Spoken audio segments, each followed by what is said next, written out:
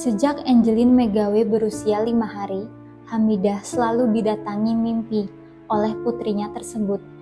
Namun, entah mengapa ketika Angelin menginjak umur 8 tahun, mimpi yang hadir di tidur Hamidah membuatnya gelisah sepanjang waktu. Sekitar 2015 itu, dalam mimpi Hamidah, Angelin menangis sambil meminta tolong kepadanya. "Ma, tolongin Angelin. Saya baru sadar kalau itu ternyata pesan dari anak saya," ungkap Hamidah. Hamidah tak percaya. Ternyata selama dalam pengasuhan Margaret, anaknya diperlakukan dengan keji. Angelin ditemukan sudah menjadi mayat dan dikubur di halaman belakang rumah ibu angkatnya pada 10 Juni 2015. Awalnya, Angelin dikabarkan keluarga angkatnya telah menghilang dari rumah selama 3 hari. Sejak 16 Mei 2015 pukul 3 sore waktu Indonesia bagian tengah. Hingga akhirnya, ketika hari sudah mulai senja, kedua kakak angkatnya, Yvonne dan Christina, melaporkan hilangnya Angelin ke Polres Kota Denpasar pada pukul 6 sore. Yvonne lalu menyebarkan informasi hilang adik angkatnya itu melalui Facebook dengan judul Find Angelin Bali's Missing Child pada 17 Mei 2015. Di akun khusus tersebut, ia mengunggah beberapa foto aktivitas Angelin. Salah satunya, foto Angelin tengah jalan-jalan di sebuah supermarket bersama ibu angkatnya, Margaret alias Telly, yang berusia 60 tahun. Satu foto lainnya menampilkan Angelin bersama Margaret sedang duduk bersandar di bangku. Di bawahnya tertulis caption, "Princess sama Mama." Melihat hal tersebut, publik bersimpati atas kehilangan Angelin.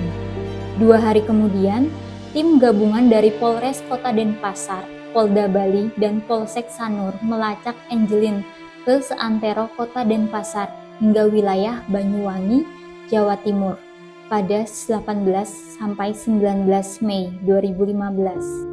Polisi melacak ke daerah Jawa Timur karena asal daerah kedua orang tuanya. Angelin memang dilahirkan di sebuah klinik di Tibu Beneng, Badung, Bali pada 19 Mei 2007. Dia merupakan putri kedua pasangan Ahmad Roshidi dan Hamidah. Ketika itu, orang tua Angelin tak sanggup membayar biaya persalinan sebesar 800.000. 3 hari setelah melahirkan, Hamidah didatangi Margaret bersama suaminya. Keduanya lalu melunasi biaya persalinan dan perawatan tersebut. Margaret memberi nama bayi mungil itu Angelin Megawe. Di rumah Margaret juga tinggal Agus Tey, pembantunya yang sehari-hari bekerja membersihkan kandang ayam dan memberi makan ayam. Tapi, entah bagaimana ceritanya, Angelin bisa menghilang. Tim polisi mengamati sejumlah jaringan CCTV di sekitar lokasi Angelin hilang.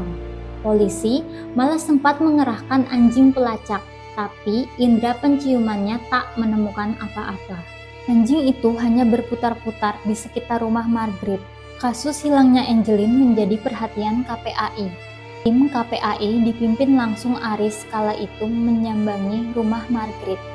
Dia juga sempat melihat kondisi kamar Angelin. Aris menyimpulkan Angelin tinggal di rumah yang buruk dan tak layak huni karena banyak kandang ayam yang berisi ratusan ekor unggas di dalamnya. Pusat Pelayanan Terpadu Pemberdayaan Perempuan dan Anak Kota Denpasar yang menangani kasus ini mulai mencium ketidakberesan di rumah itu.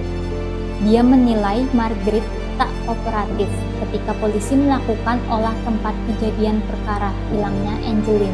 Pencarian dihentikan ketika polisi menemukan Angelin sudah menjadi mayat dan terkubur di halaman belakang rumahnya pada 10 Juni 2015.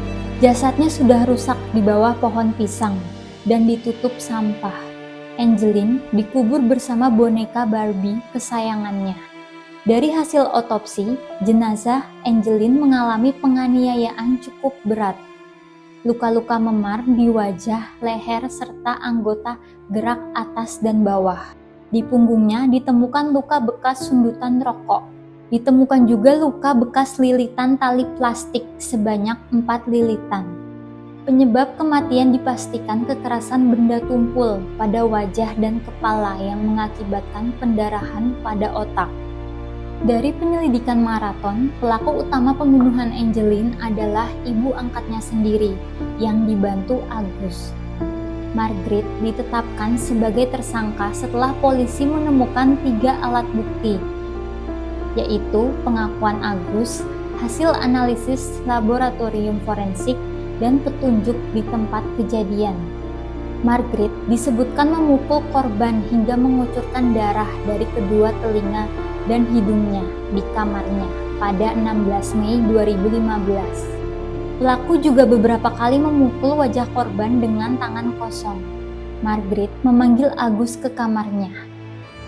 Margaret lantas menyuruh pembantunya itu untuk memperkosa jasad anak angkatnya. Sontak, Agus terkejut dan menolaknya. Dia lari menuju kamarnya, lalu mengganti celana. Celana jeans yang bekas dipakainya itu lalu diserahkan kepada majikannya.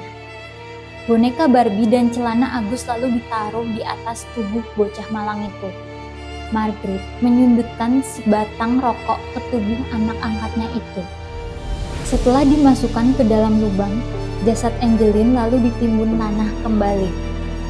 Tapi selama persidangan berlangsung, Margaret menolak semua tuduhan jaksa tersebut. Dia menyatakan dirinya menyayangi Angeline layaknya anak kandungnya.